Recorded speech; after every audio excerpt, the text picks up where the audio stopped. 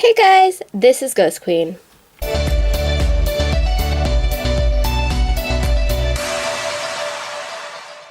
And I am super excited to announce that this video is a collab with other doll artists here on YouTube and over on Instagram.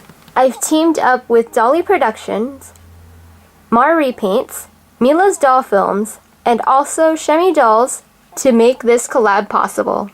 All of us just decided to make a doll that has something to do with Halloween and post that video on Halloween. Pretty straightforward stuff.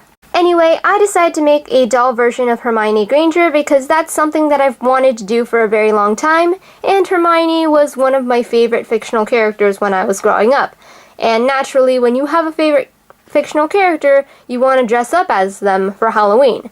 However, I never got the chance to dress up as Hermione because I didn't really know how, and my expertise with costumes back then wasn't really that great. So I decided that by making this doll, I can fulfill that childhood dream. So without further ado, let's get started. Oh, and by the way, all the other videos by all the other artists will be put in the description below. And also, I'm going to be making a playlist so that you can watch all of those videos in a row. Now, recently I went to an outlet toy store and oh my gosh, I want to live there. Everything I want is so cheap and it makes you want to buy everything. Oh my gosh. I found a few things that I didn't even want, but I saw some potential in customizing them and they were like incredibly cheap, so I was like really fighting myself not to buy more than I could afford. Anyway, while I was there, I found this Belle doll from the live-action version, which, I know most people didn't really enjoy, but I personally did. And so, yeah, I got this because I do have a very small Disney princess collection, and I only have dolls that I really enjoy in that collection. So currently, hold on, it's right next to where I film, and I'm kind of looking at it right now. I have Merida, this Princess Jasmine doll that I found that was really pretty, and also Elsa for the same reason.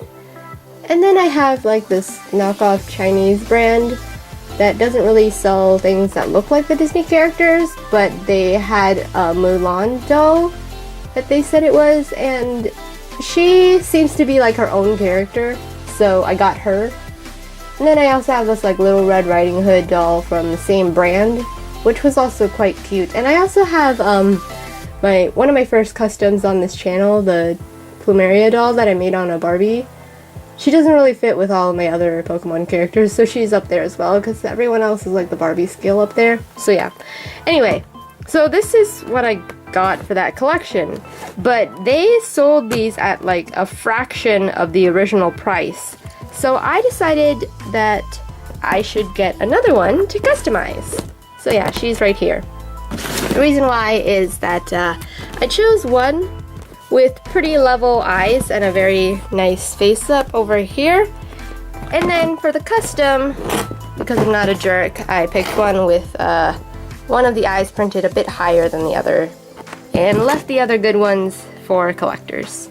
I know recently that one of the toy companies, I think it was Mattel, telling from how the clothes are made, but they recently released some Harry Potter themed dolls, but I really did not enjoy the fact that the sweater, the undershirt, and the tie are all one piece and they're all printed together. They're not like separate pieces of fabric sewn onto each other to make one piece. No, they're all printed together and I hate it. It looks ugly. So I decided that I want to try my hand at making my own Harry Potter doll, and I will prove to you that literally any customizer can do better than that. So because I enjoy a little bit more cartoony feels to my dolls, I decided to get the Hasbro version of the Belle doll.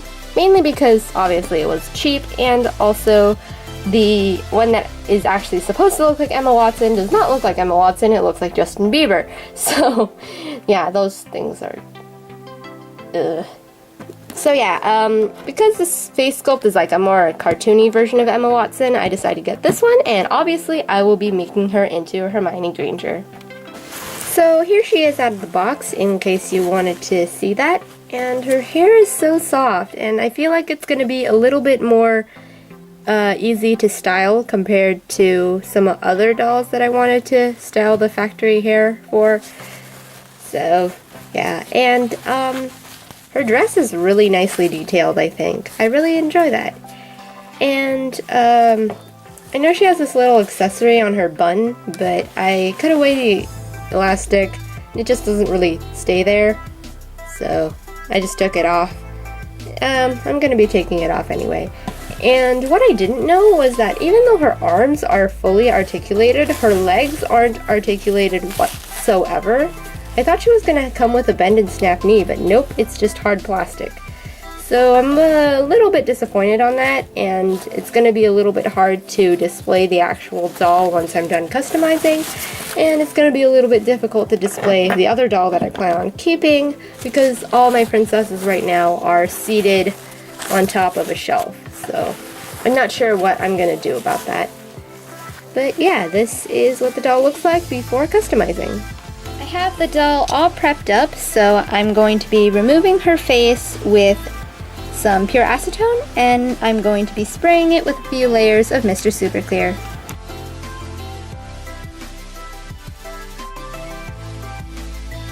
Oh, and I just went out and bought myself a gas mask or respirator or whatever the hell this thing is called.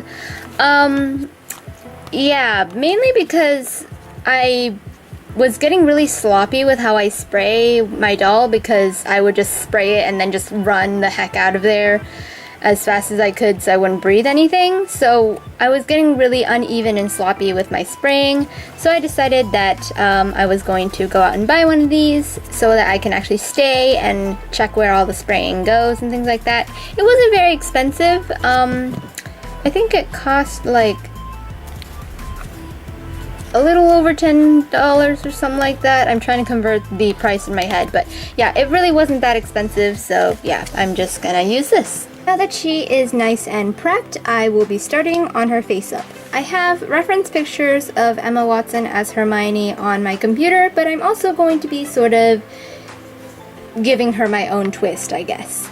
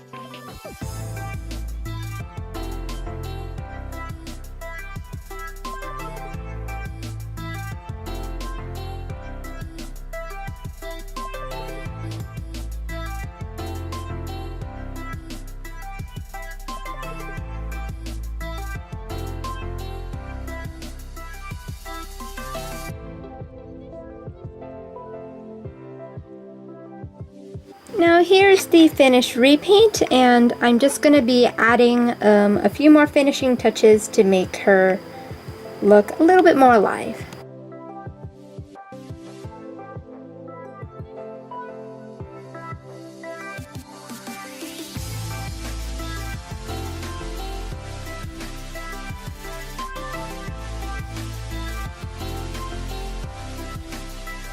And this is her finished face up. And I was a bit concerned about doing something a little bit more realistic than I normally do, but I think for a first attempt, I think it turned out pretty good.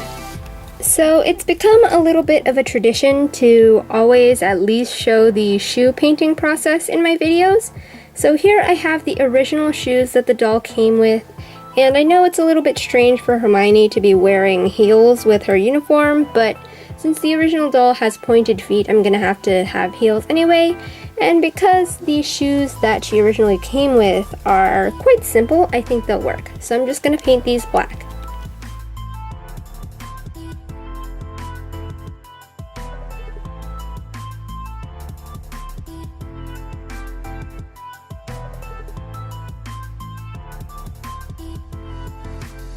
Now here is the complete set of accessories and clothing that I'm going to be using for my Hermione doll. Fit. Over here I have the cloak, and then I have the uniform, the sweater, and the scarf. And all of these things I just followed the My Froggy Stuff tutorial. Here are the shoes I painted earlier. And this is a pair of socks that are going to go underneath the shoes. These, I just took some stretch material, put it over the foot, and then sewed the back. Here is a teeny tiny Gryffindor crest, if the camera will focus on it. I made this out of polymer clay, but there is like so much detail on this, and it took forever to make, but I am quite proud of how this turned out. So I'm just going to be attaching this to the robe. And this is her wand, if the camera will focus on it. Sorry, my hand looks kind of gross, but nothing's wrong with it. I tried to make it look as movie accurate as possible since I'm making the movie version of Hermione, at least by looks. And this I kind of followed a My Froggy Stuff tutorial, as in I used a toothpick, but I also used some of my own ideas, like using thread to add the swirly details and the vines that Hermione has on her wand, as well as adding these hot glue bumps to represent the leaves. I painted it like an ivory color and dry brushed it with a sort of deep green and also gold. This lighting really doesn't do it justice. It looks so much cooler in person. So now I'm just gonna put everything together.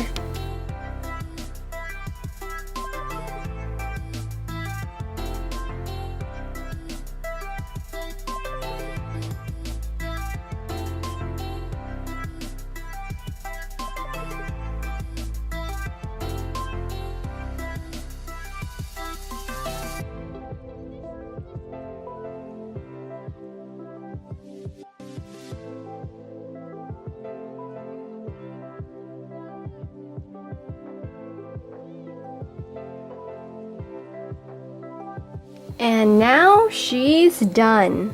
So this is the first realistic repaint I've done ever, and for that I think it looks fine. I mean, there's a lot I could improve on, but for first I think it looks okay. And I'm really pleased with working with a 1 to 12 inch scale. It's not something I work with a lot, and because of the larger scale there's so much detail that I was able to put in, like this crest, if the camera will focus on it, and also the wand. Things like that. I just really like all the detail that I was able to put into this doll. So yeah, I hope you guys enjoyed this video.